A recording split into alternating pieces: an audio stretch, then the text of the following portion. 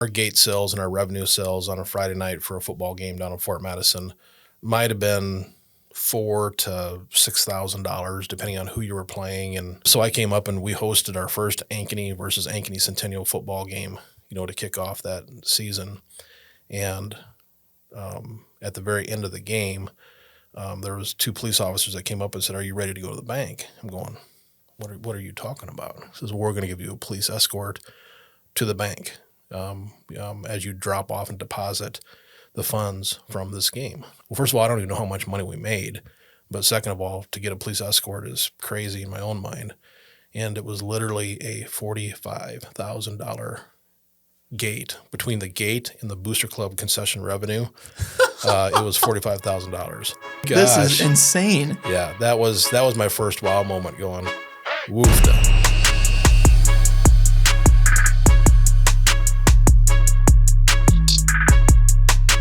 What's going on, everybody? My name is Ryan Snaadt. It rhymes with odd, and you're listening and watching the Rhymes with Odd podcast. Today we have another athletics-fueled guest in the house. This is Brent Buttjer's in the house. What's up, Coach? Hey, what's going on, Ryan? It's always good to be here, and I appreciate the opportunity to see you again and learn about your world, man. Sure. Good stuff. We're going to have a great thing on the docket here today. So Coach Buttjer, I keep calling him Coach because he was my coach when I was a kid.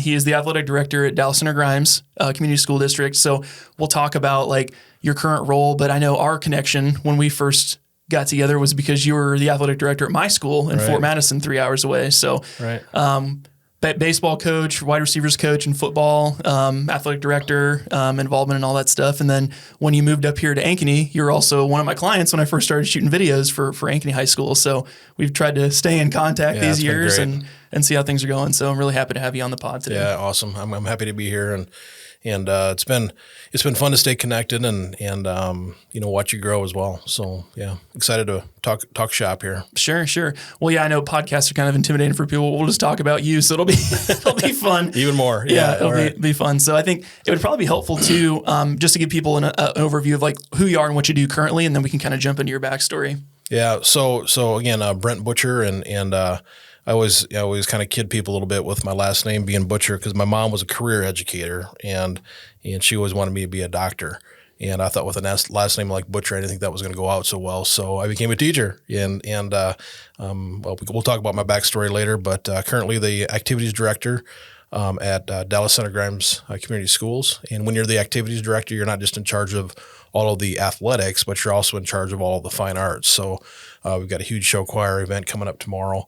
Our jazz choirs, our jazz bands, our marching bands, all of our speech activities would fall underneath my responsibilities. So, I've been there for 5 years and really, really enjoy what I do. And it's just I don't know what else I would be doing other than maybe bagging groceries at Fairway. So, Sure. Yeah. Sure. That's pretty crazy. Yeah, and we'll talk about kind of your career path to it. But I think being an athletic director is such a unique role where you're a football coach or baseball coach or whatever. It's you have your off season, you're in season, and then you're done. I see the coach, the coach attention with all that stuff. In season, it's everything. You talk to a head football coach on a Friday, right? Get out of my face. I got a game today. But then you can turn it off where in your case, it's you have to manage all sports, all activities, juggling all the roles that go with that. I'm sure we'll talk about kind of the workload of how that is and how important that is for someone's education outside of just the classroom. So there's no doubt about it. It's I've always told people that activity directors have a special DNA, and when there's certain weeks that are 70-hour weeks, no question about it. And I think that where that probably hurts the most is with family and. When you're gone sometimes 4 and 5 nights a week and not home until 10 o'clock at night, you got to have that good balance. And so Wednesdays and Sundays are really important for our families. And, I think that, but that's just part of the job. And again, not everybody's built like that. And I'm not exactly sure how else to do it other than, sometimes put in 70 hours a week. So Sure. And we'll talk about that more. I think just to give people a little backstory, because your career has gone, how long have you been in the industry, in the career? Yeah. So this is year 31 in education. Yeah. And, it all started, I went to school at University of Northern Iowa and graduated with a teaching and coaching degree. And from there, I went to North Scott Eldridge, where I did I taught health, and I taught elementary physical education. I taught high school physical education. We started their strength training program at North Scott. It was one of the first schools in the state of Iowa that actually taught strength during the day as a phys ed credit. And now there's a lot of schools that are kind of modeling that and doing some different things. But I spent 15 years at North Scott, was the head baseball coach for 10 years, coached football, did all their athletic training, and had just a wonderful experience at North Scott. It was a community school, large, area from the Mississippi all the way over to the Walcott truck stop, and then north and south. So it was a very large square mile district. And then, after 15 years, it was like, okay, we've had some success. Maybe it's time to find something that I can have more of an impact on. And so ironically that Benita Gonzalez, Nick Dose's mom, Benita was our principal at Fort Madison. Okay. If you remember back in the day, she got the principalship job at Fort Madison. They were looking for an AD because Tim Lamb had retired. And I was coaching Benita's son, Nick. He was my center fielder. And she showed up at my door one day and said, "Hey, I've got a job for you. Come on down and interview." And I'm going, "Fort Madison? Where is Fort Madison?" "Oh, that's right. That's the team that we played in baseball back in the day on North Scott and in Fort Madison." And we made the jump, and it was not an easy jump. I mean, when you're leaving North Scott, where our kids were at the time, Sophie was a first grader and Jack was a third grader. They had their friends. My wife Kathy had her group of friends, and so to uproot the family and move down the river to Fort Madison was not very easy. But what a rewarding job, Fort Madison was. And they were, again, I don't want to say downtrodden programs, but there wasn't much success that was taking place when we first arrived. And we can talk, more about that later. But I tell you the one thing that from the hard hat, sledgehammer, lunch pail mentality that the Fort Madison community had was really, really important as we went through those 6 years of kind of turned some things around and getting some culture built into that. And after 6 years down at Fort Madison, we got the Ankeny call, and Ankeny asked me to come up and interview. Excuse me. Ankeny asked me to come up and interview for the job, and at the time, I wasn't really looking for anything, but it was one of those jobs that, it was completely opposite of Fort Madison in terms of socioeconomics, in terms of expectations, all that stuff. And so that was a huge challenge for myself. And it was one of those jobs that I was seeking, when it comes to the activities component. Activities are very, very important to people in Ankeny, and it really drives a lot of the things in their culture as well. So spent 6 years there and kind of wanted to get back to the North Scott feel of my job for my last few years that I had in education. And so that's when the Dallas Centigrams opportunity came open, and that's where we've been at for the last 5. Sure. So, yeah, it's super interesting. Like, as you mentioned, the steps from each school is so different, unique in its culture, its way, like as you're walking into it and stuff like that. Because did you play sports in college when you're UNI? Or? I was an athletic trainer. Okay. So actually I went to UNI to, I thought I was going to play baseball, and I thought I was better than what I really was, to be honest with you. And so I tried out for the baseball team and got cut my freshman year. Didn't really do much my freshman year in terms of getting involved with anything. What position in baseball? I was a pitcher, first baseman. Okay. Yep, pitcher, first base. So I think if I remember right, in my pitching tryout as a freshman, I think I hit the first batter. That was awesome. Nice. And so, yeah, it just kind of went all downhill from there. And I actually did try out a second year at the position of first base instead of pitching, and made it to the final round, and they ended up taking a transfer kid from Luther. But you know what? That all worked out well. And I got into athletic training at that point. And so I ended up traveling with all the sports teams from UNI, whether it was baseball. I spent a lot of time with the baseball team, basketball team, football, whatever it happened to be. I did all the athletic training as a student trainer during my career at UNI. So, yeah. Sure. Because what sports did you play in high school? In high school, I played football. I played basketball. I played golf, and I played baseball. So I was a 4-sport kid for 4 years. Where were you from originally? Cresco. Yep. What part of Iowa is that? That's northeast. It's up by Decorah. Oh, gotcha. Okay. Yep. So it's 20 miles west of Decorah. Okay. So Cresco was part of the Northeast Iowa Conference, and not a real big. It was 3A at that time. Oh, okay. School. But I mean, and here's the thing is that so I played 4 sports, but I was also in the marching band. I was also in all the the plays and the musicals.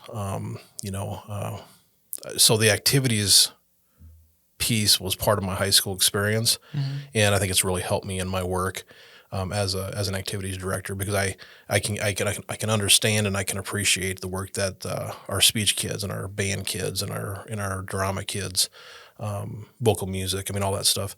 I can appreciate the work that goes into that particular craft and the passion that goes into that as well. So. Sure.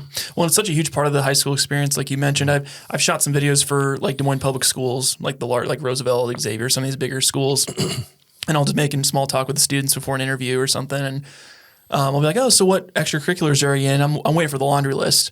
Nothing. And I'm like, "You don't do anything outside of school?" Like, no, I just go home, and I'm like, what do you do all day? Like you just go home from like 3 to 10, go to sleep. I'm like, that's wild. Like most of the time I wouldn't get home till 10, and especially high school sports and stuff. But I think that was part of my experience. And that's why I think I'm just surprised most people aren't like that. Cause like when I was in school, that's all I did was like programs and stuff. Like, I mean, I probably could have been in more stuff if I really wanted to, but it's just a matter of like finding what you like to do. So yeah, no. And I mean, even at Fort Madison, I mean, we were probably 72% participation rate, of our student body, and at Ankeny we were 82, and I think at DCG we're 84% of our student body is participating in at least one activity. Sure, and that could be anything from esports to, some sort of a club, that type of thing. So, participation in activities are, in my opinion, very, very important. I mean, I think it connects kids to the school. It gives them a reason to get to school and to do good work, because if you're not eligible, you can't help your team out, So I think, you and I understand that. It's getting some other kids connected that is always the challenge, but always the fun part about it too. Sure. So. Let's kind of shift gears. I know going from like, we'll go from like when you went to North Scott down to Fort Madison. What were some of the growing pains of going from a coach to being the head of everything? What were some of those challenges for you when you first stepped into that first AD role at Fort Madison? Yeah. So, I mean, being a head coach, there's numerous responsibilities that are part of your job, and it's different than being an assistant coach. As the head coach, you're managing, schedules, you're managing parents, you're managing fundraising, you're managing a lot of different things. Whereas an assistant coach, you don't necessarily, you get to coach a position, right? Or you might have to, wash towels or something like that, to get ready for the Friday night game. Moving from a head coaching position to the activities director position, everything gets magnified by about 16 times, because instead of you being in charge of just one baseball program as the head baseball coach, now I'm in charge of 16 programs and making sure that everybody else is doing, helping with schedules, equipment inventories, helping with the hiring, and evaluating of coaches. I mean, I don't know that I was prepared, and I don't think that you can ever get prepared for the magnitude of the activities director position, even though you've dabbled in it a little bit as a head coach, if that makes sense. Sure. It's just the magnitude of that. And I tell you what, the thing that I probably missed the most was the daily interactions with the kids. My job as an activities director is to manage coaches and directors, whereas the head coach, his or her responsibility is to manage kids. And so I missed that the most, and you have to be intentional about, going to practices and being involved. And, that's why I stepped out, into the baseball field and helped with practice, or, stepped out and helped with receivers, excuse me, that type of thing. So those relationships are very, very important to me. And just the further that you get away from the teaching and coaching, the less kid contact you might have, Sure. And that'd be true as, if I'm not going to do this, but if I were to go into the superintendency, superintendents, right, they're going to manage their directors, and not necessarily the principals, right? So they even get further removed from the teachers, and you have to be intentional about getting back in and working with them, as at the further that you go up in the leadership positions. Sure. Well, there's so many layers of, from a school side of it, like you got your students, that's one audience. You've got your teachers and staff and leaders that are there. But then you've also got your community partners, your business partners, your booster club. 100%. There's so many facets to it of like that relationship building, because you can't just, I'm just going to focus on the students, because then your coaches and your leadership are like, hey, we need something from you. And then like you ignore the community, and then they're like, oh, well, now we need dollars. And like, well, you haven't talked to us all year. So like, it's like you have to manage all those relationships. I can only imagine like how many facets there are to that job compared to like, I'm the head golf coach. I focus with my 10 golfers and I go home and that's it. It's like a completely different experience. Yeah. I mean, yeah, you're exactly right. And the different plates that you got to keep spinning, in this job is something that's I look forward to. It's challenging, but it can be tiring. If there's a booster club meeting on a Wednesday night, and Wednesday nights are supposed to be your off nights, because you've got events on Monday, Tuesdays, Thursdays, and Fridays, sometimes it's hard to, you got to convince yourself that it's this is what we do, and these are important people, and they are important people, and I need to get myself to the booster club meeting. Sure. And that's just stuff that you got to do. Sure. So. Well, and as you mentioned, when you came to Fort Madison, there was this kind of like, I don't want to say a loser mentality, but it's more the, like you said, downtrodden programs. There's things that need updated facilities, but also like leadership positions that need to be filled that are with people that are bought into this new mentality. How did you go about changing that culture to try to be more of a winning, positive environment for the kids and for the coaches? Yeah, I think a lot of that, and again, I have a high level of respect for the people that came before me at Fort Madison, and there were a lot of things that were in place that were really good. I think, I brought a level of energy, I think, to that position that they hadn't seen for a while. That could have been my first newness. I mean, that was my first AD experience ever. So I'm fired up, jacked, and let's go. And then I'm also bringing, some competitiveness, from North Scott, in which we won a lot, and that competitiveness, I think, was key in helping maybe move, because sometimes that, what's the word I'm looking for? Status quo, mentality. We're just going to keep doing what we've always done. You kind of got to put some pressure on that, and, do some things that maybe aren't popular, within your community to help spark some of the competitiveness, to come back into all of the programs, and, sometimes that takes personnel changes. And so, coaching people out of positions, I think is key. I think that's one of the most important things that we do as an activities director or an athletic director is to hire. And then once you get the right person hired, it's important to provide them whatever support that they need in order to grow professionally. Because sometimes you're going to hire some brand new coaches. And I've hired brand new coaches in all of my schools. Sometimes you're going to hire coaches that have credibility. They got that road cred, and they don't need quite as much, watching over, but they still need that support. Yeah. And I think that's probably the most important thing that we do, and that was really important at Fort Madison. I mean, I just think of some of the coaches that we had down there, and great people, and worked hard, and that was fun in itself.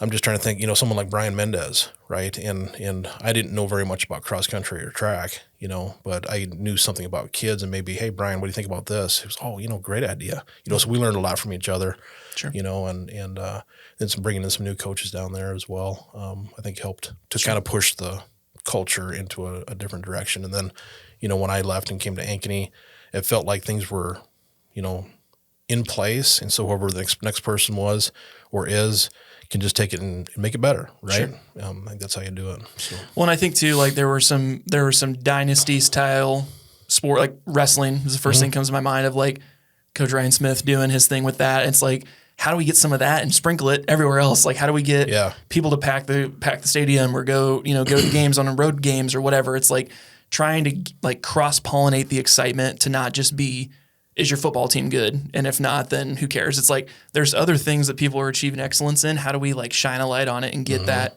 involved in it too. And here's another thing, another big piece of, because I think Fort Madison, as of today, and I mean, there's a lot of things that go into it. Just feels like they're in a really good spot right now, and I think a lot of that, and I've always felt this.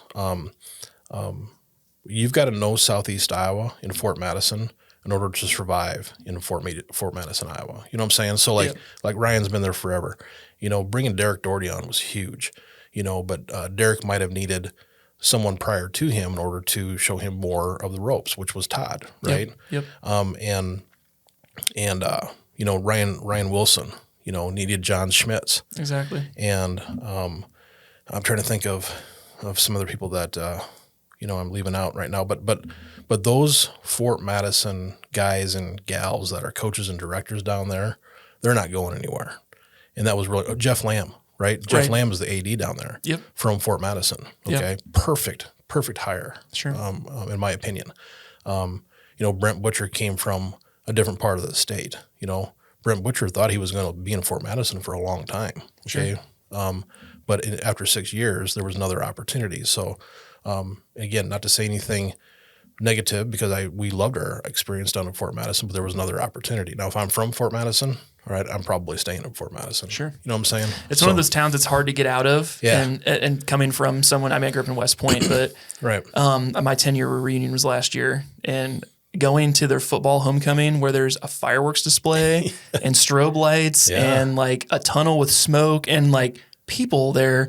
And they kicked Keokuk's ass, and they won the last quarter. Like Guzman juked the dude out and got a touchdown and won the game when he swarmed the field. And I'm sitting there watching as like an alumni. I'm like, this was not my experience when I was here. It's so cool to see. It's so cool to see. Yeah, not even having involvement in it now, but I'm like, this is so awesome. You know? I've been trying to watch them fairly closely, and I just I cannot be more proud of the work that they're doing down there. And now they're getting some new construction at the high school. It's going to be a middle school, or junior high, but I think facilities is something that we banged our head against, forever down there. And, now new facilities might spark newer facilities in other areas too. So, Sure. Well, and I think just for just how sports impacted my life and activities in general, it's so cool to see people pouring back into that. Cause I just think like, we had a couple other athletics geared guests on recently, and I was talking about my experience with it. Cause the first time I ever talked to you or met you, I was in 7th grade summer, and I went to a summer kind of like, here's what we're expected for a football program. And you guys were talking about the weightlifting schedule and whatnot. And I apparently wasn't supposed to be there because I was like in my second day, and I'm like, hey, coach, like, where am I supposed to do my attendance check-in? And you're like, oh, what grade are you in? And I said, well, I'm 7th going into 8th. And you're like, because I was already 6'1", and you're like, all right, like, you're not supposed to be here yet. You can't be here until you're in 8th grade. And like, oh, okay. So we like left, and it was kind of funny. So like, but then ever since then, it was like, just do the things you can do to like, in the little skills, I think is interesting because you can take them with you your whole life, like control the controllables, like all this stuff. But I also remember too, like little things. It's so weird. I can remember like little coaching points from things like when I was cutting down on the ball, you'd tell me to like put my batter glove underneath my elbow and like pin it. So you're like getting down slope, or like little things like that still stick in my mind of like, just little things that people pour into you, and you kind of pick those things up. You can build confidence. You can take it in other parts of your life. So great. So it's really fun that way. Yeah. So as you're preparing to leave for the Ankeny role, tell me a little bit when you walked into that environment. The culture is complete. You mentioned like sledgehammer work pail mentality down in Fort Madison. What was it like in Ankeny? Because that's a completely different experience. Completely different experience, and that was as far end of the spectrum as you can possibly get, from the sociodynamic, financial pieces of Fort Madison to that same socioeconomic status of Ankeny, and they had everything basically in place from a facility standpoint.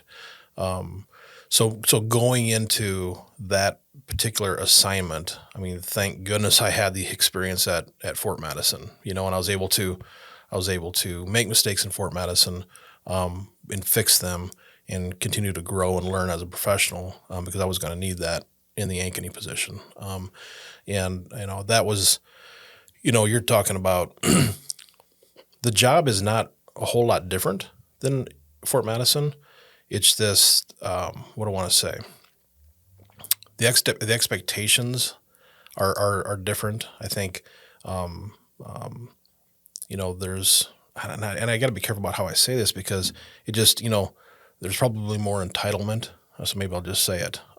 But at the same time, that's not all bad. I mean, that's just expectations, right? Yeah. You go from a program that there's no expectation to win, Right. where you go in where we better win this year. We're going to state. We're going like in everything. Yeah, there's like 25 state championship banners that are hanging from the. They're running out of room to hang them. Exactly. You gotta get a new trophy room. Yeah. But that was exciting for me. It was challenging for me. I got a chance to again continue to work with some unbelievable coaches and directors, some who had been around for a long time, but others who were brand new because at that time that I came in was the year that Ankeny Centennial and Ankeny split. Oh, geez, I didn't even realize that. Yeah. So when I came in, Ankeny Centennial also had a new AD who was the retired AD from Fort Dodge, and that was Tom Kinseth. Mm-hmm. And so we came in together, and so again, there was a component of rebuilding in that situation as well. So I kind of feel like that's kind of been my mantra, as I took over first started coaching at North Scott, and we were not very good,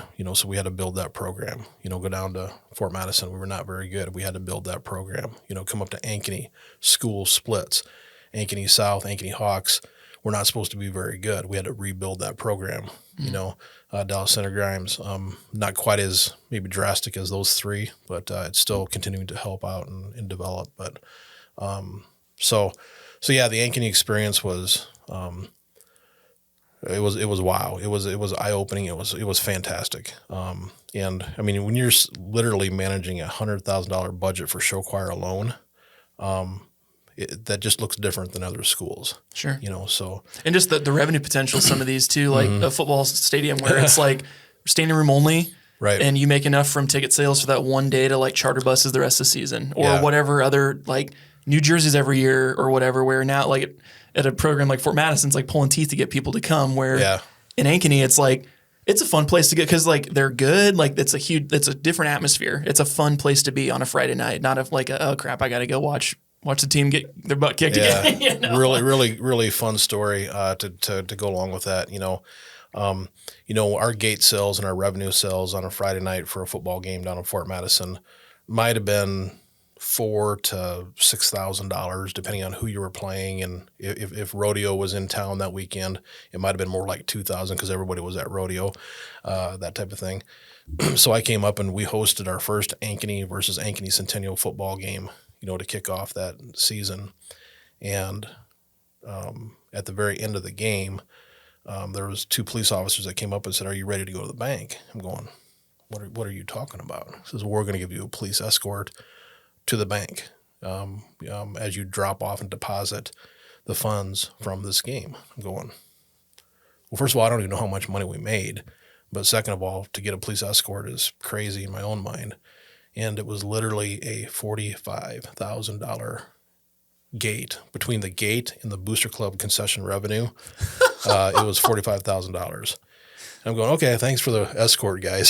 Sure. You're like, I need to start carrying when I leave here because it's like, this is insane. Yeah, that was my first wow moment going, woofta, this is a little bit different. Like you made more in one game than you do all season at the last school. That's just crazy. Yeah. Insane.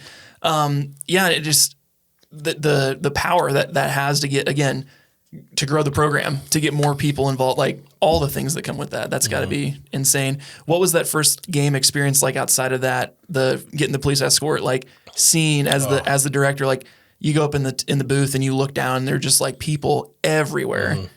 Well, and honestly, to be honest, Ryan, you got to be a part of that, because, when you did that first hype video for us, was that year one or year two? Might have been year two. I think it was year two. I'd never been at it because I'd only ever attended high school games as a player, and they weren't highly attended usually. Yeah. Unless I went to Pella, like when we did those were big games. But I was kind of in shock just as an attendee because Paige came with too, and she's like, she'd only ever seen Central Lee high school games. She's like, holy crap, this is insane, Yeah, and she's like, if this is like what's up here when we have kids, our son's playing football or our daughter's doing cheer or dance or something, because like, this is electric. This is a fun place to be.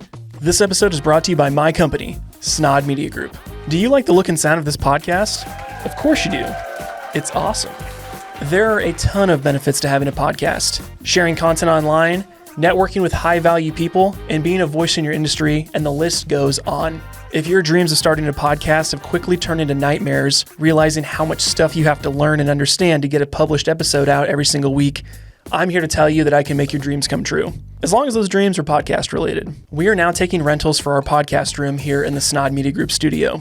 Gone are the days of spending thousands of dollars and setting up all of your professional camera equipment and probably screwing it up, learning how to capture and produce a professional level show, and probably screwing it up, learning professional video editing, posting social clips on social media, having a distribution calendar, the whole 9 yards. It sounds like a lot because frankly, it is. And let's face it, who has time to do all that stuff anyway? My team and I, that's who. Let us take all of the stress of creating content off of your plate. Simply come in, sit down, record your episode, and leave. A couple days later, you'll have all of your files sent directly to your inbox. It really is that simple. Our quiet studio off the beaten path in Granger, Iowa comes complete with soundproofed walls, as you can see here, wood backdrops, as well as a neutral backdrop, and professional lighting. Utilize over $20,000 worth of camera, audio, and lighting equipment with this turnkey space. You can not only use this podcast room, but other parts of our studio to capture social media content or more conversational pieces as well. We have 3 different packages that can suit your needs and your budget. So let's bring those podcast dreams to reality. For more information about starting your very own podcast here at the studio, visit snaadmedia.com/podcast. Now let's get back to the interview. Yeah, and I think that, it doesn't matter whether you're in Ankeny or whether you're in Fort Madison or Dallas Center Grimes. Friday nights to an activities director are really magical. It's not just about the football game. It's about the football game, the marching band, the cheerleaders, the dance team, whatever it is that you've got, the youth nights, it is a production that literally starts 2 weeks prior to that Friday night to get ready for. And, if you don't see an AD moving around on a Friday night, it's because he or she probably did their job the week or two before, and they can just sit back and just kind of watch and take it all in.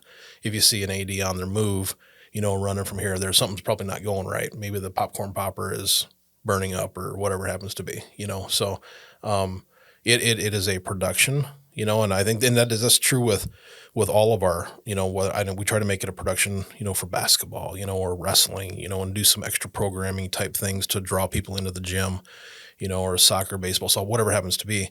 I think those are, we're going to host a Take Two event on Saturday tomorrow with show choir where we're going to have, 16 to 20 different show choirs come in. You got to do that right. Mm-hmm. You have to do that right. And there's a lot that goes into that. And thankfully I've got good people, on my team and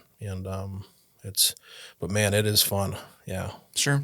Well, I remember attending my first show choir thing because Paige was involved in show choir. So when we started dating, I went to the first one and I'm like, never been to one. And then you see the whole school just turn into like dressing rooms and there's people everywhere. And it's like, and there's parents there all day for 12 hours straight. I'm like, this is crazy. I'm like, right. And I'm sure the parents appreciate just like, yes, there's involvement there, but like, there's no way your kid can get into trouble if they're at a football game on a Friday night and they're at show choir all day on a Saturday. There's no time to get in trouble or go do something you're not supposed to. So it's kind of a fun piece there. That's good. As we're kind of shifting into the Dallas Center Grimes role, as you came into that, explain to me a little bit about that culture and then talk to me about current day like programs and stuff because you guys have had a ton of new building, new facilities, stuff like that come in recently. Yeah, so going from Ankeny to Dallas Center Grimes, I was kind of looking for that one horse town, so to speak, and it's kind of ironic because we are the Mustangs. But in Ankeny, it was a 2-horse town with Ankeny and Ankeny Centennial. So I was kind of seeking more of that one school feel, that community feel, and boy, did Dallas Center Grimes deliver. And it's a very unique situation because you've got 2 really important communities. You've got the Dallas Center community and you've got the Grimes community. And we have facilities in both of those communities, school buildings as well as athletic facilities. All of our baseball, softball is played in Dallas Center, and it's such a cool environment. It is in the country. You look over the right field line in softball, and it's all cornfields or beans, depending on what the year is. You've got unbelievable sunsets out there. It's just a very, very neat place to play both baseball and softball. So I think the community, both of those 2 communities embrace the school and the school district and our activities. You get people that are volunteering left and right, to be in the concession stand, to be part of, our show choir festival tomorrow. Not that we have to drag a few people, we have to keep promoting that, but at the same time, it seems like we always have it covered. And, from a standpoint of, it's a small town feel, but yet it's growing. I mean, and you've been out there, you've seen the growth that's taking place on the east side of Grimes. But we like to think that it still feels kind of like a small town type of feel. And I think as long as we can hang on to that, I think that's kind of our goal. We know that it may feel different in 5 years. But the one horse thing in my mind is it will help us keep that small town feel. You start putting another school in there, and now you got some other issues you've got to kind of work through. Sure. And for people that aren't in the Des Moines metro, it's like Des Moines expanding out.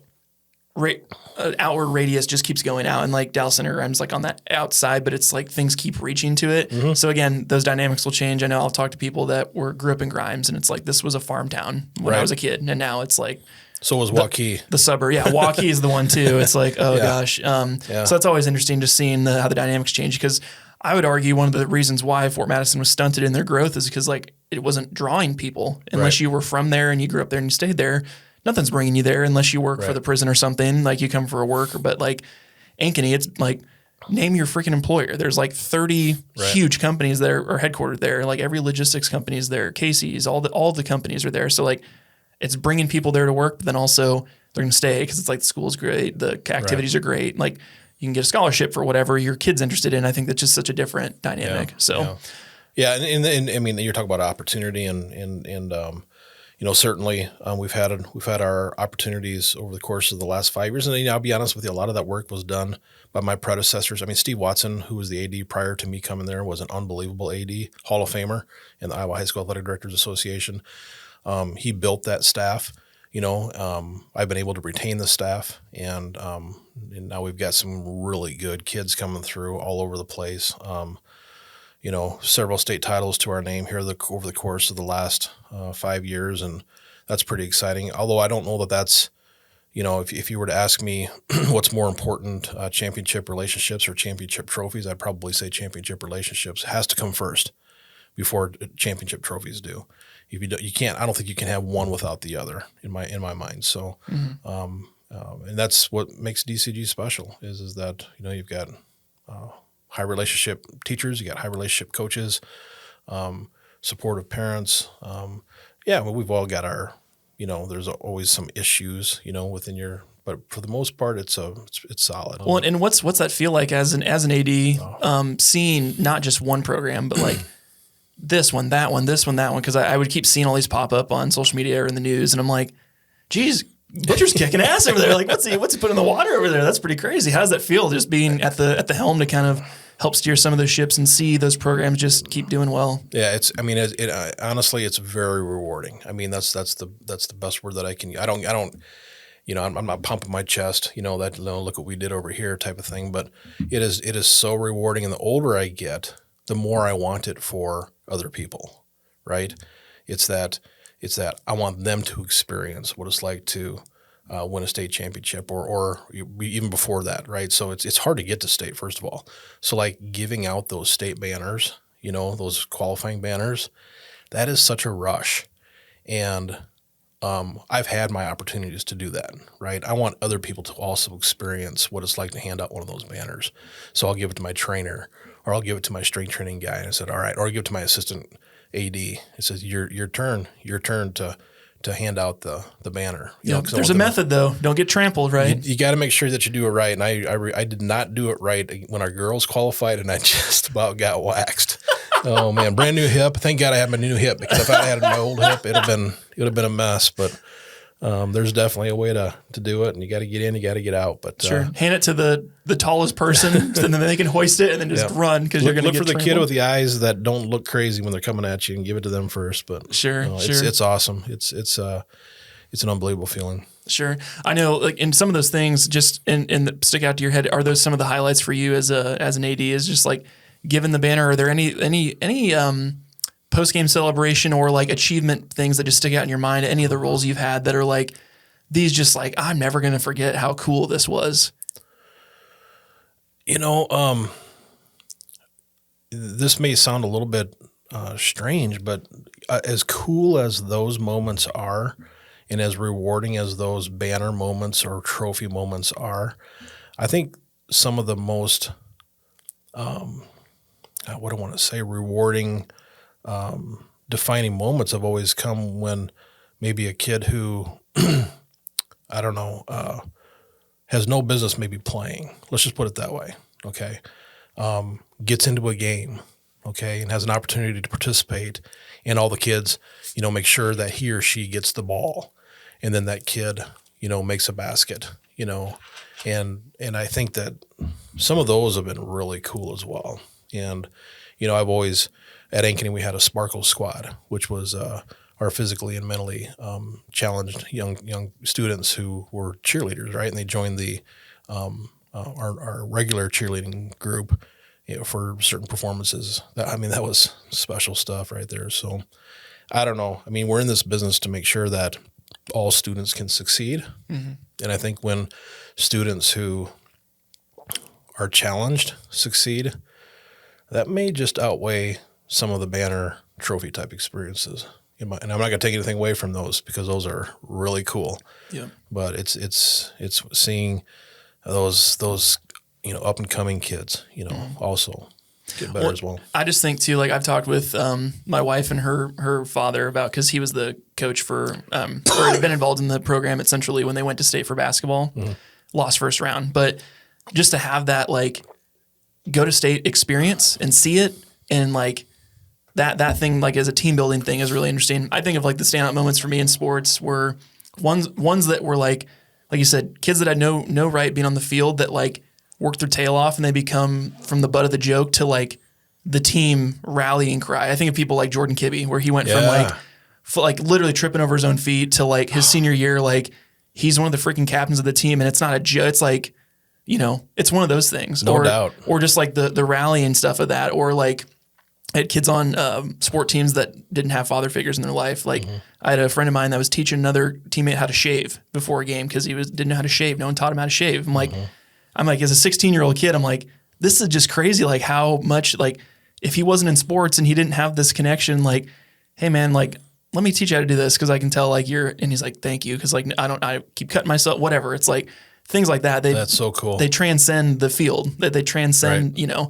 And then the last thing I'll say too is just like the summers were just wild of like, you spend all day on a baseball field doing BP, but then you woke up at 5 to get to weights in the morning, and then you go do chalk and walks for football, and then you go do shoot around at noon. I was literally at the school more in summer than I was in school season. So it's like those just commitment to the grind things. Like I said, it just transcends it, because then you get out of school and you just take that drive and stuff and you put it into something else. So your relationship, your career, your schooling, whatever, 100%. It's such a cool thing. Yeah. Tying that back to kind of the pros and cons of you as an AD, politics play a huge role in that. Every school, every community is a little different.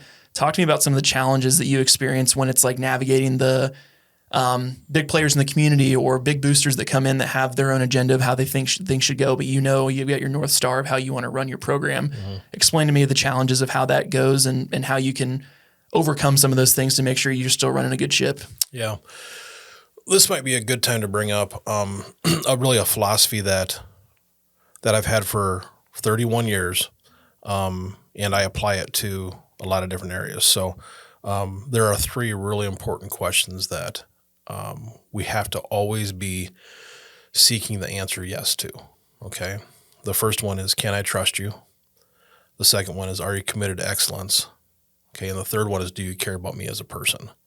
Okay, so can I trust you? Are you committed to excellence? And do you care about me as a person? Right? And if you think of a Venn diagram, right?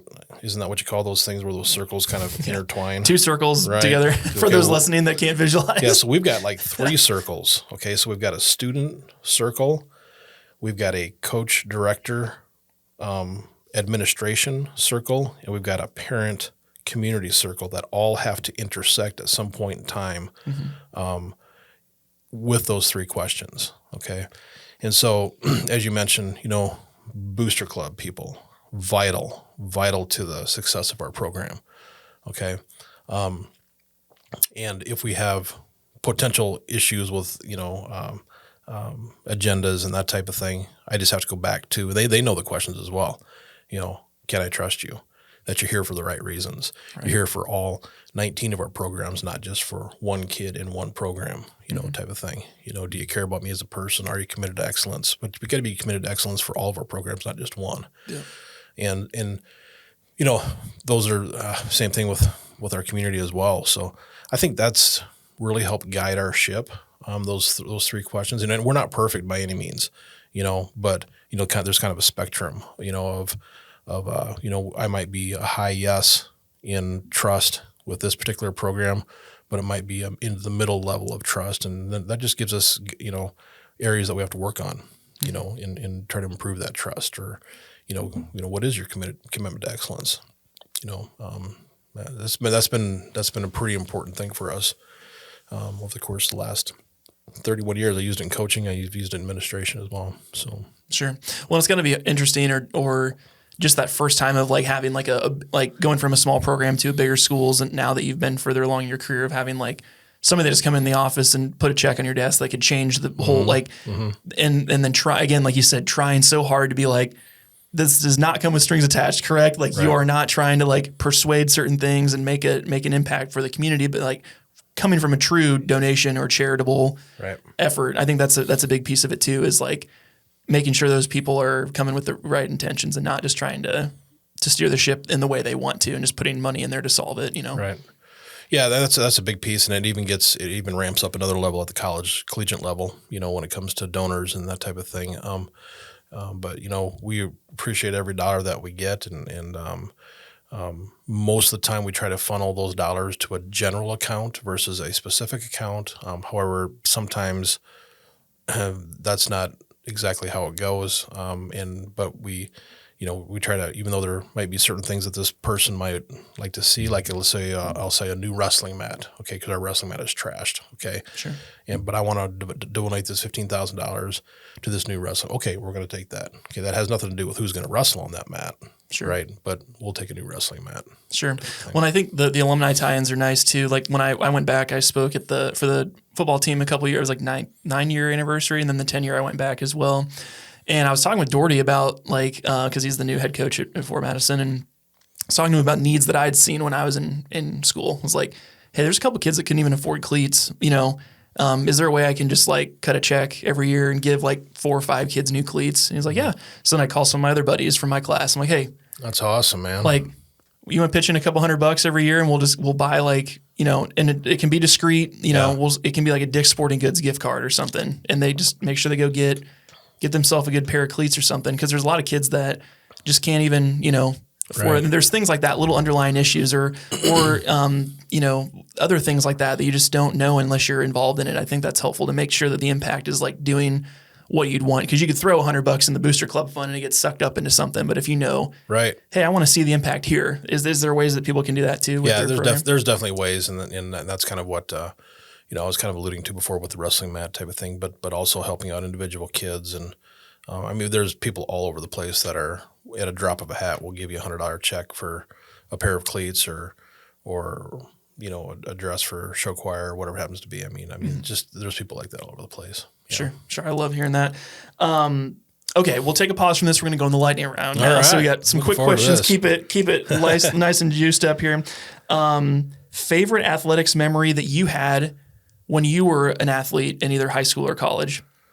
Something that sticks out that was like, this is like one of the coolest things that I experienced, that I want to do this for a job. Yeah, man, there's so many. I was probably, my best sport was probably golf, to be honest with you. And it was one that we went to state. So I think playing in the state tournament for golf probably was a highlight for me.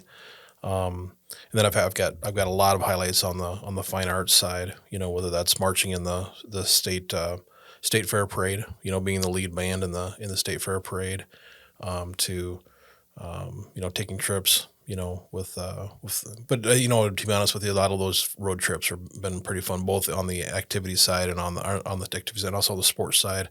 Those are some great memories, which goes back to the relationships, right? relationships are more important maybe than championship trophies. The relationships that you build on the buses and that type of thing are pretty cool. Sure.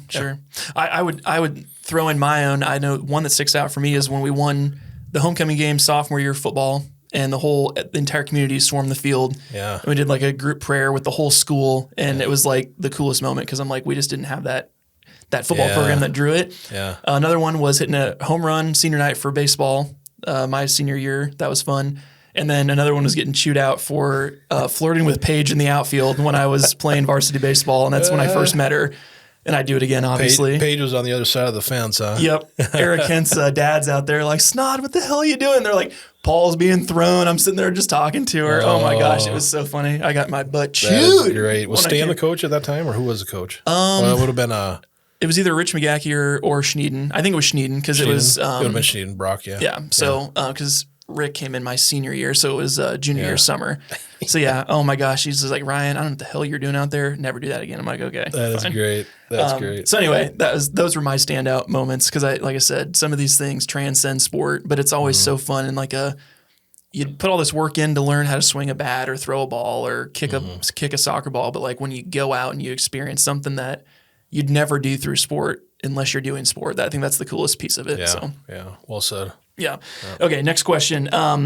Favorite admin memory on the other side in terms of like given that banner or like one standout moment that you just think was just super cool that sticks out for you as a professional? You should have given me these ahead of time. Would it help if I gave you just one school instead of like your entire career? Like I'll say favorite memory from the years you were at Ankeny. We'll just say that of all of them.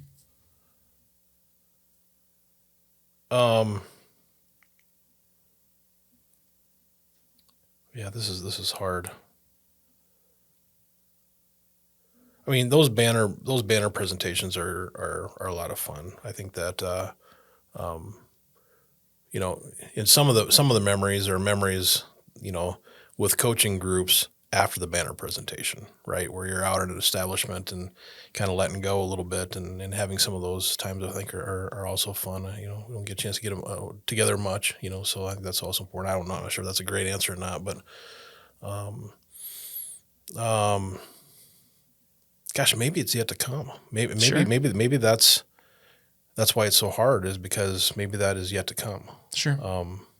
And maybe I think that's a lot of times if you're thinking that, that keeps the fire burning, right? It keeps the passion going. Is just simply that that moment. Although there's been some great ones, maybe that defining moment is still out there. What you mentioned this earlier? What's the average number of hours worked in a week on a busier like a fall schedule time where there's a lot of programming going on, or spring where there's like a ton of programming? I would say 60 to 70. Okay, that's pretty common. Sure. And sorry. I think you've got to have the ability to flex some of that time, as well. So, if you know that, on a Thursday night, we're going to be there until 10 o'clock at night. I've got great administrative support that might say, hey, I don't need to see you until 9 or 10 o'clock in the morning, sure. Knowing that you've got another 12 hours that you're probably going to be there. Sure. But there's some weeks that are easy 60, 70 hour weeks. Sure. That's great. Favorite food or drink item to have while spectating a sporting event? Oh, that's when are you talking about during the job, like as I'm doing the job? If you're watching Jack play, what would you have? You're just sitting. You're in dad mode, not. I'm probably a ballpark Frank. There you go. Hot dog. That's good.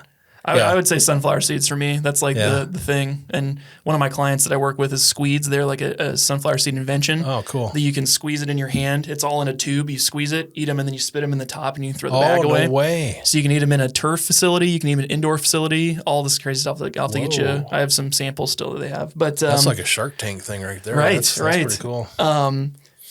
Let's see here. If you had to pick as a coach, raw talent or work ethic, which would you pick? I think I would probably work ethic every single time. Yeah. And why is that? I think it's like the work ethic. I think that's a step you have to have. That's hard to teach somebody. First of all, I think work ethic. in raw talent, to be honest, this is a good question because raw talent is also raw talent. And sometimes if you got it, you got it.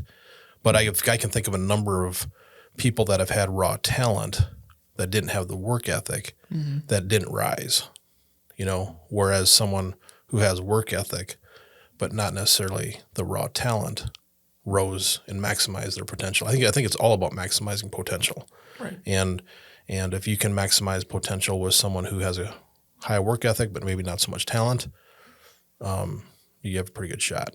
Sure. Well, and I think it's a great perspective because it's like, obviously you have to have some talent. You can't just be like a really hard worker, but you can't swing a bat or throw a ball to save your life, whatever the sport is. But I think the other piece of it too is like, it's so hard to find that combination of someone that has great talent, they're coachable, keep their nose clean, and they have a clear vision of what they want. Because most of the time it's like, you've got the talent, but you're in trouble with the law, or you don't go to school, or you're like, I'm never going to go to college. I'm not going to try hard or whatever. Like having somebody that actually has the mix that is going to do it, I think is really an interesting piece. Okay, you're out of the hot seat with the lightning round now. Good questions. Thank you.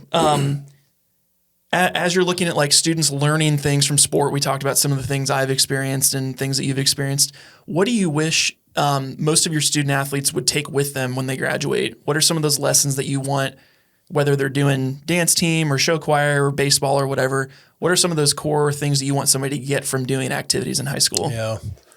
So I'm going to go back to, and you may remember this, Ryan. If you can remember this, then I'm going to be really, really impressed. I got a pretty good memory. We'll see. Every school that I've ever been at, not only have I had those 3 questions we talked about earlier, but I've also used, whether it's Lancer pride, Bloodhound pride, Hawk pride, or Mustang pride. In the word pride, each one of those letters stands for something. Okay, and that letter P stands for perseverance. I think I want our kids who are involved in athletics and activities to understand what perseverance means, okay? Because that's such a huge life lesson. The R in pride stands for respect, and that's respecting your teammates, yourself, your coaches, your directors, and really the activity or sport itself, having respect for it, okay?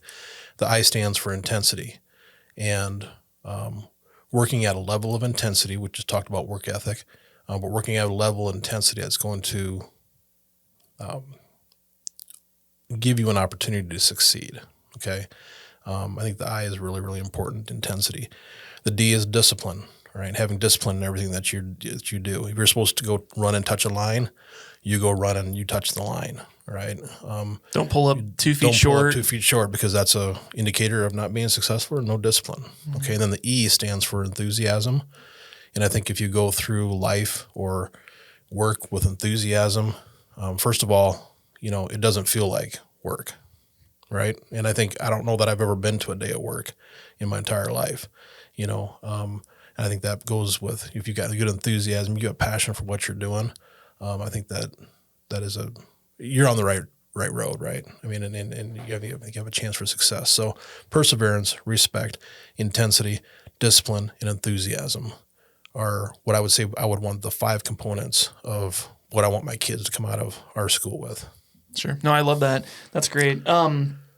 Biggest misconceptions about being an AD. What do people come to you or tell you, oh, it's like this, and you're like, no, pump the brakes. What's some of those things? Well, I think the thing we hear a lot of times is you've got the best job in the world because you get to watch all of these games, with your back against the wall, so you're leaning up against the gym wall and you get a front row seat to all of these games. Well, that's really cool, and I really enjoy that piece, but there's a lot more that goes into it than that. So I'd say that's probably the biggest misconception is that. In terms of the planning and stuff, just to give people an idea for a basketball game, for example, most people just show up, punch their ticket, get a bag of popcorn, go sit down, watch it, leave. What goes into pre-planning to even have that event get pulled off? Just for people to understand like the layers of like scheduling, staffing, cleanup, all that stuff. Yeah. Yeah. So first of all, we have to have a schedule. Then you've got to have officials. And our communication with officials starts about a week before the contest to make sure that they know exactly what their assignment is and where we're going to meet them at and where they're going to change at. And so there's a checks and balances with the officials. The opponent. I send out an information sheet on Sunday for the week to all of our opponents and to all of our officials, to all of our table workers. In a basketball game, you've got to have someone to run the shot clock. You've got to have someone to run the scoreboard. You have to have someone to run the stat board. You have to have a scorebook keeper, and you have to have a public address announcer. So there's 5 people right there that I have to make sure are lined up for that game, and that stuff's really all done months before, to be honest with you. And then I just do check-ins. Hey, reminder that you signed up for this game 2 months ago. All right, are you still good? Type of thing. So you got your bench help taken care of. Make sure that you got your supervisors, your student supervisors there, usually principals, who's going to watch the student section, right? We want to make sure that we've got, and I just talked about one gym. We've got another gym, too, because we've got 2 gyms going at the same time, so you have the same thing in the other gym for workers. Making sure that you've got officials taken care of in terms of coolers and candy bars, setting up all the electronics, for the game. Making sure you got concession stand coverage, ticket takers. Do the ticket takers have the right amount of cash in their box? Or we're using iPads tonight, and their online tickets, whatever it happens to be. Security, if you need security on site, we would do security at a football game. So yeah, those are all the things. You're giving me a headache right now. I'm reminding you of all the stuff you got to do later. It's like, God, dang it. Have I done this for soccer yet? What about track? I mean, obviously, it's a lot more than people realize. Next time I go to a high school competition, I'll be like, I don't. As a spectator, I just show up and I enjoy. It's kind of nice to do that. So well, and that's what we hope. We hope our spectators show up and don't notice anything. They get a chance to it just feels right. Yeah. And then if it feels right, then we've done our job. Sure. If for some reason you show up and you don't have officials, someone didn't do a very good job. Sure. If officials don't show up. Sure. Or the thing that keeps me up at night is that you got one bus going to an event and the same bus from the other school is coming to your school. So you've got 2 buses that are crossing each other's paths because somebody got it wrong that we're playing at home, no, we're playing away. Oh, geez. Yep. So that happened one time in Fort Madison, to be honest with you. I think it was Davenport Assumption baseball and in Fort Madison baseball, and we were crossing paths in Mediapolis, and just that's what happened. So misread the @ symbol or the versus symbol. You're like, right. Oh crap! And then all the parents are doing the same thing. I can only imagine. Yep. Coming up on the end of this, I wanted to get your opinion on, especially over the course of your career, you've seen a lot of games, a lot of competitions, a lot of activities. What's been your perception of crowd interactions and just people's sportsmanship over the last couple of years? Because as an adult now, I'm almost 30. This drives me nuts. I was watching the Hawkeye replay last night when they played Minnesota. Love Caitlin Clark to death. I cannot stand the gallivanting, doing that for every time you touch jerseys with another player, making a face, doing the travel. It's like play the game. What are some of those things for you that have stood out that have kind of grinded your gears over the years? Yeah, and you got to remember now, I've been in this for 31, going on 32 years as either a coach or an AD, but also as a parent, of 2 children that played activity or athletics at Ankeny. So when I was coaching, I was far removed. I could still hear, some things out of the stands, but as an AD, sometimes you're removed. You're never in the stands. Like you can hear, so I guess my point is that when I go to a college event or even another high school event and I have to sit amongst the crowd, it is very uncomfortable. Mm-hmm. It is very uncomfortable because I've always been away from the nutso-ness of our fans, and I've had great fans and we've had not so great fans, and I think a lot of times you got to make sure they understand what your standards are prior to the event. But I mean, maybe to go back to your question here, so I think anytime it's funny to watch sports where people don't know the rules, right? Because you have less arguing, and that type of thing. And I'm thinking of if I attended a gymnastics event and right. I'm not going to sit there and be like, that's a foul because exactly. I don't know what the rules are. Yep.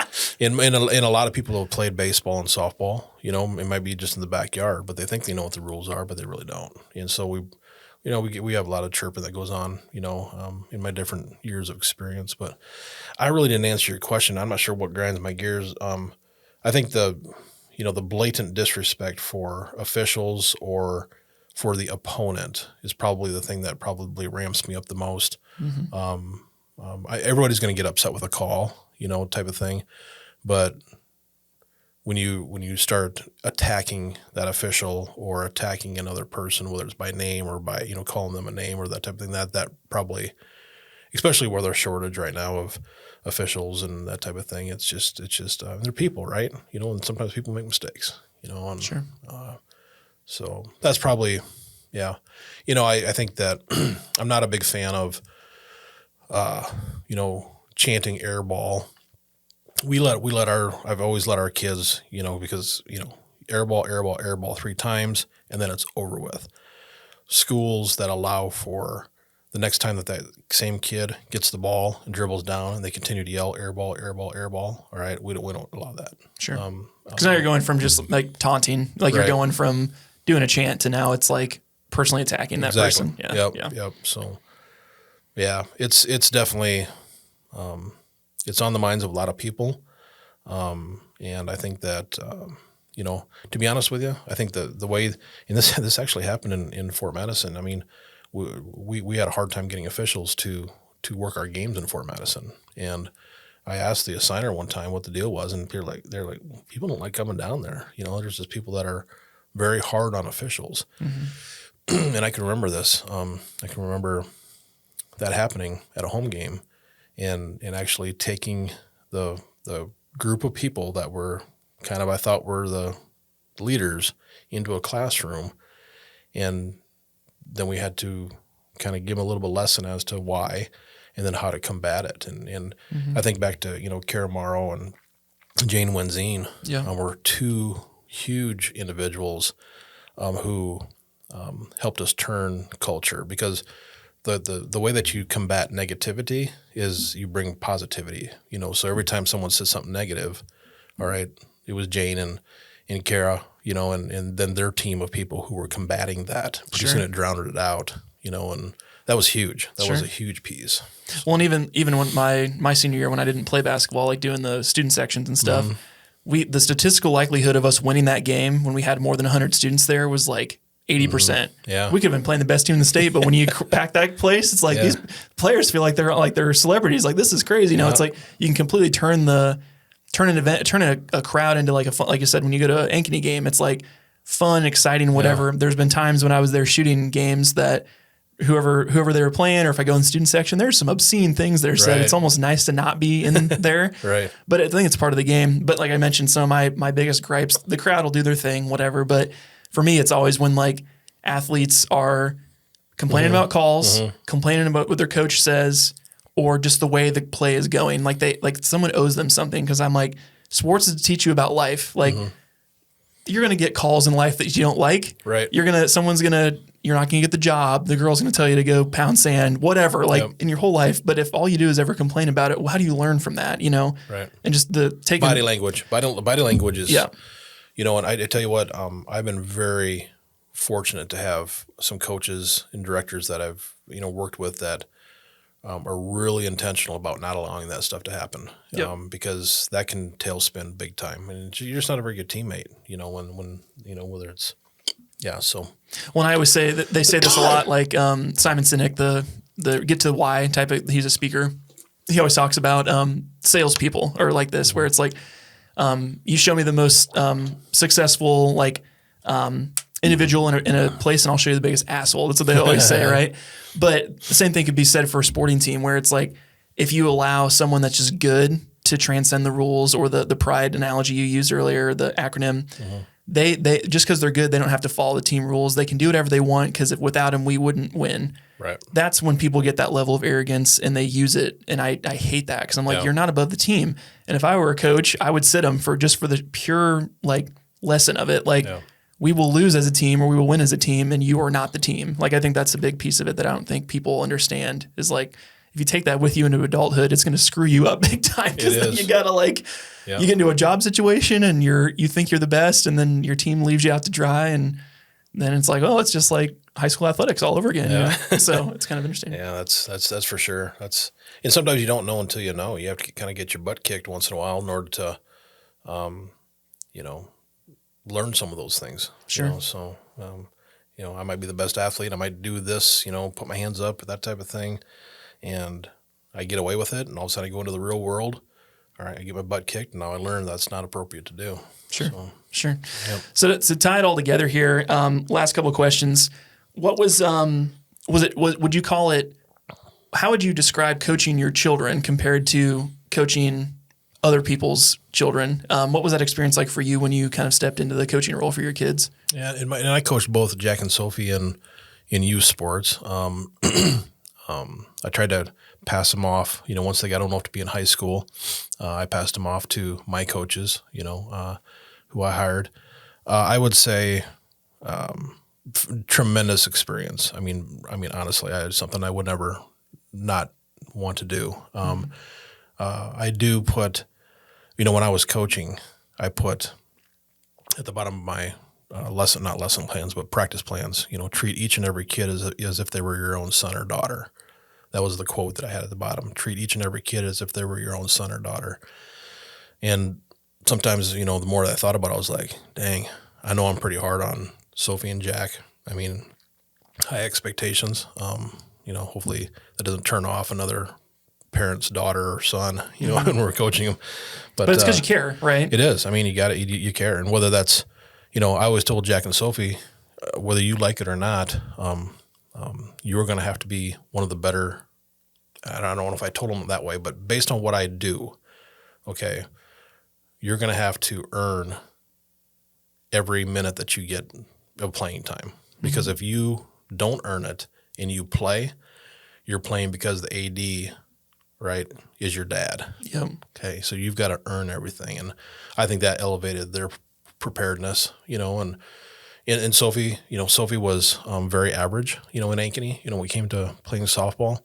And you get kids that just specialize. All they do is play all softball. They did, and Sophie worked hard. She was a great Hawkette for us in different ways, but she wasn't going to be that number one pitcher on the diamond, like she could have been at a different school. Sure. So Jack earned everything that he got, and put a ton of time into the weight room. And so, yeah, I think I'm very proud of my kids and what they've accomplished. And I know I was very hard on them. I know I was, because I also didn't want it to appear like, they were getting favoritism, but if I was going to be hard on my kid, I was going to be hard on your kid, as well, so. Sure.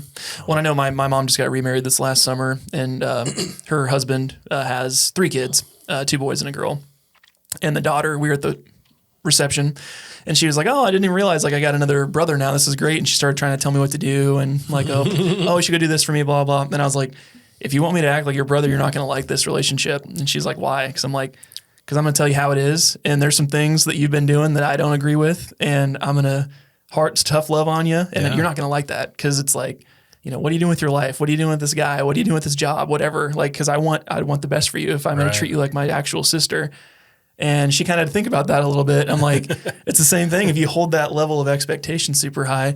But it's something Paige and I, especially, we have obviously a son and a daughter now. And as check in with me in 10 more years, it'll be so different being on that side of it. But like, what do we want to be involved with? Do we want to coach youth stuff? Because, Paige was like a all Iowa dancer. And if she went to Iowa State, like she was, instead of doing trade school, she was going to do the dance team there and all this stuff. So it's like trying not to force your kids to do what you want to do. It's like, expose them to everything, cheer them on, but then also, like you said, hold a higher expectation. Because I always said for my impact, like I had my mom and my dad, my stepdad in my life, but like I had such an impact from coaches because they would I can just tell the way some people behave. They've never had their ass chewed. Right. Like I've been to the point where McGackey almost made me pee my pants when I was a freshman because he was like yelling at me so much. But guess what? I never did that thing again. Right. And sometimes you got to have somebody like just not yell at you, but like hold you to a higher standard, and not just to be a mean person, but because they know you can do better. Right. And I always had coaches tell me, the day I stop yelling at you is the day you need to get concerned. I was just about ready to say that exact quote. Yep. Because there's a lot of truth to that. Yeah. Because if I stop complaining, you're not even worth my breath anymore. And that's when you know I'm over, you're a lost cause. Someone's moving on. Yep. Yeah. They've lost their interest. So I think that's super interesting. Final question.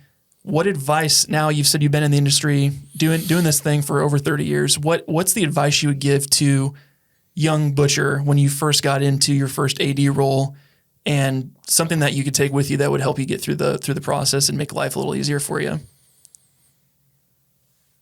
Yeah, I would say probably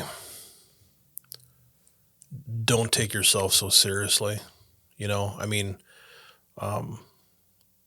I put a ton of pressure on myself early in my career to be the best possible teacher, coach that I could be. And now there's nothing wrong with that, but like we're talking excessive pressure, and I think unachievable expectation. Yep, exactly. Yep.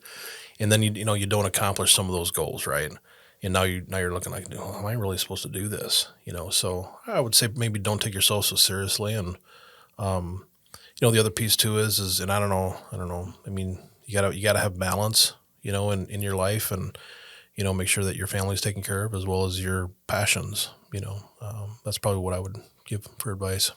I love that. Yep. We could talk so much more. I know you've got places to be and things to do today. So thank you so much for being on the podcast and coming in and sharing your wisdom with us and everything like that. I really appreciate it. Yeah, I appreciate that too, Ryan. And I will say on your podcast here that I'm exceptionally proud of the work that you're doing, and probably most important, the work that you're doing as a husband and as a father, I think are incredible. So keep up the good work. Thank you. Thank you so much. All right. Where can people find more about Dallas Center Grimes? Where's a good place to follow you on social media or learn more about the school district? We've got Twitter out there. We've got Instagram out there, although I'm not very good at Instagram. Facebook. Our website is on our activities side is being redone here this spring. So that should be ready to roll out here in the summertime. So we're just stop out. Our facilities are second to none. I know that Push Pedal Pull is one of your people as well here, and Luke Ryland is amazing. Did some unbelievable work for us in our new performance center. So I'd love to be able to show that around to people if they want to stop out. Come on out. Sure. We'll definitely put that in the show notes. Thank you so much for your time today, and appreciate you sharing your experience with us. So awesome. Thanks, man. You bet.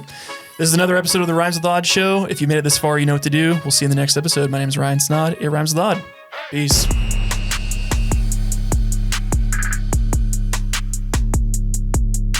Thank you so much for watching yet another episode of the Rhymes with Odd podcast. We really do appreciate your support. If you could give us a 5-star review on Apple iTunes, that makes a world of difference, guys. Also, if you're tuning in on YouTube or Spotify, make sure to subscribe so you don't miss another episode, and check us out on social media. Also, if you'd like to inquire more about our services here at Snaadt Media Group or learn about doing your own podcast for your own business, you can find us at snaadmedia.com. We'll see you in the next episode. Peace.